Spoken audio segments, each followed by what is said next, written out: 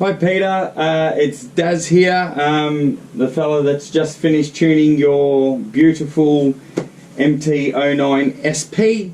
So I thought I would run you through this little video on the whole process and what's involved with tuning this, just so you know, just for your knowledge. The first thing that you might see, you'll see that there's a few cables coming out here, some cables that are coming from your bike's ECU. So we've tapped into the ECU, and then they're going into our Dyno's data logger, and over here as well. And what they are, as you know, your bike's a ride-by-wire bike. Well, we call it a semi-ride-by-wire because it does have cables. Essentially, the first thing we're doing is we're logging the twist grip versus the actual throttle bodies on the bike. So that's the first thing we're logging with these. Then the next thing you will see here, this little red guy, he's picking up the RPM from the ECU. That's his job. And this guy here is actually picking up the manifold pressure from the throttle body. So we've tapped into that as well. And this little green guy, he's just measuring the temperature of the air that the airbox is seeing, because that's important for the dyno, because there's a weather station up there as well, and it just, as the temperature in the room changes, it makes slight adjustments so that we get consistent horsepower readings. So that's a little bit firstly about the dyno, and then all the air fuel sensors are on the other side.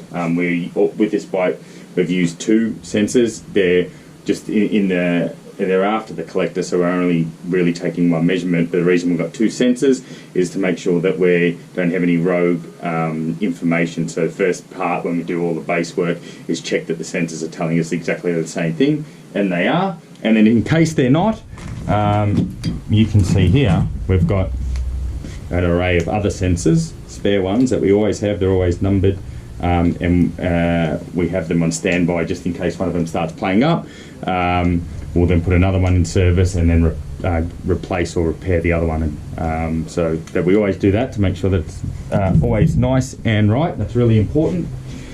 So the first thing with these, some of the other videos I've done recently on other bikes, the throttles are they're pretty linear on this bike.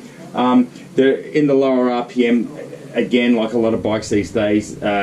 They do start to rise as the RPM rises. So even if you're holding a static throttle position on the twist grip, as the revs rise, the throttles do start to open up a bit more themselves.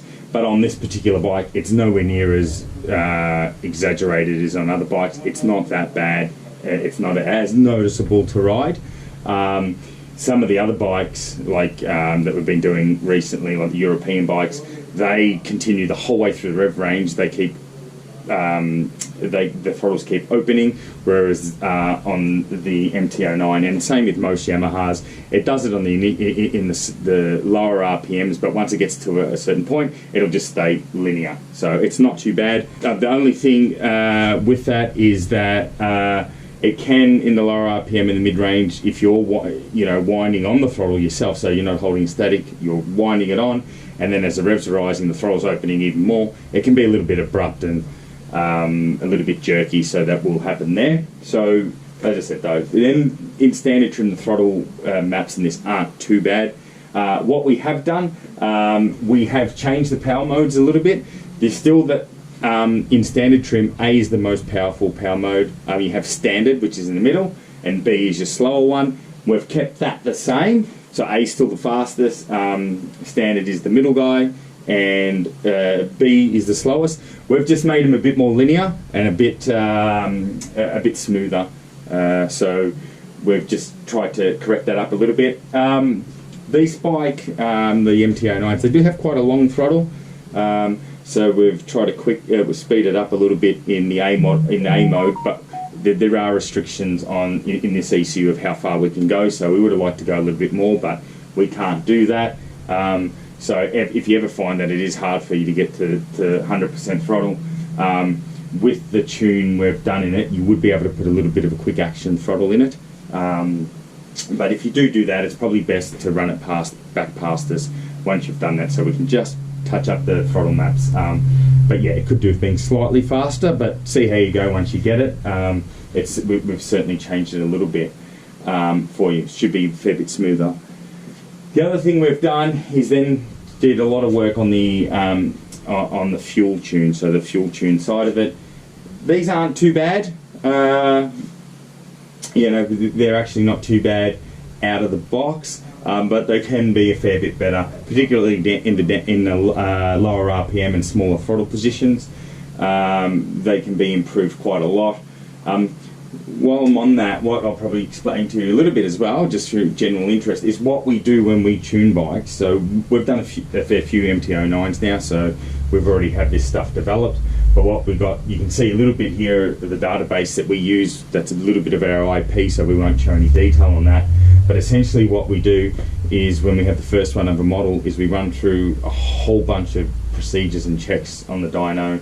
We get all the throttle maps right, and then we record heaps of information about where the bike needs attention, what are the key areas, and what are the, our notes, like when we're tuning it. So I'll make up, I'll learn stuff about the particular bike and ECU, and I'll write all those notes so that when another bike comes in of the same model, we've got all those notes and we can work on that tune.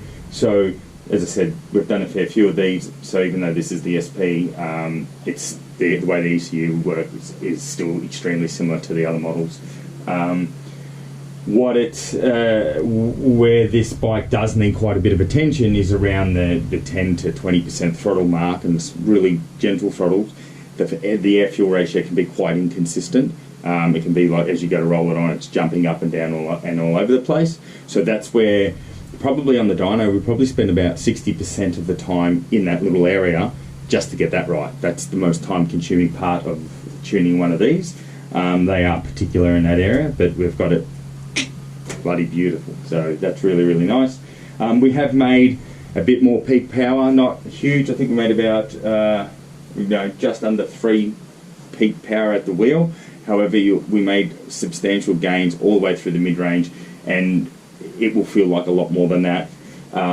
Not only that, we've got the fuel tune really nice, so now the motor's nice and safe. It's fueled correctly, and yeah, it's really, really good. Got a couple other things I could talk about. With how we tune it, we actually select how we're going to tune. Like, there's a lot of different software on the market in terms of products to tune bikes. We've used Woolwich on this one. The way we choose which product we'll use is we'll assess what products are available for each model, and when we're doing our R&D, we will make decisions on, that software's got that for this, that's really good, that's what we want to do. We use Woolwich a lot on a lot of bikes. We really like working with Woolwich, not just with their software stuff. They've got a great support network, also fantastic with development side of things. Sometimes we'll ask for a development feature in a software, and I'll go away, do some work, then send us an updated bit of the software with that new tool in it that makes our tuning, gives us the ability to tune the bike better. So we love working with Woolwich whenever we can, because that's a great relationship, and it's just really nice to have them be able to do those type of things for us. And the software they've produced for the MT-09 and a lot of their stuff for Yamahas and stuff is amazing, so we love using it. So we've used the Woolwich on this, and then applied. The way we go from there is, because we've got already predetermined throttle maps and stuff for the MT-09s and a lot of bikes. We've got that base map that we've developed here, put it into your bike, and then custom tuned it, the fuel tune from there. And as I said, in the smaller throttles is where we spent a lot of time, and that needed a fair bit of work. For anyone else watching this video, if you want to know about the bike, it's got a Austin Racing exhaust system on it. I actually quite like this exhaust system. I mentioned in some other videos about all these really shorty mufflers that are stupid loud, and they're only there for looks, and they're not really deadening the sound. The way Austin Racing has gone about this is pretty cool. They've got a shorty, stubby looking muffler, but if you look properly, the whole tailpipe section is actually quite a bit thicker than normal. And it just looks like it's just a bit of exhaust pipe, but because it's thicker, it's a muffler itself. So the muffler is the whole tail section, and then it just looks like it's got a shorty muffler. So it kind of gives you that real shorty muffler look without being stupid loud. So Austin Racing have done an awesome job on that design. It's very clever, and I like it, so it's pretty cool. What else? Probably, I think that's about it. Now we'll pull the bike off and go and do the road test and all that sort of stuff. And now's probably a good time to watch some of the runs on the dyno. No, that's the other thing too. So about the tuning process, we do a lot of work at static throttle positions. That means holding a static throttle, a constant throttle, getting that all tuned, and then we do a whole bunch of roll-on tests as well. So we put the bike under load and roll, and try to upset it by whacking the throttle and not being smooth with it to get all the tune right. So that's a bit of the process that we've used on this, and yeah, let's go make some noise.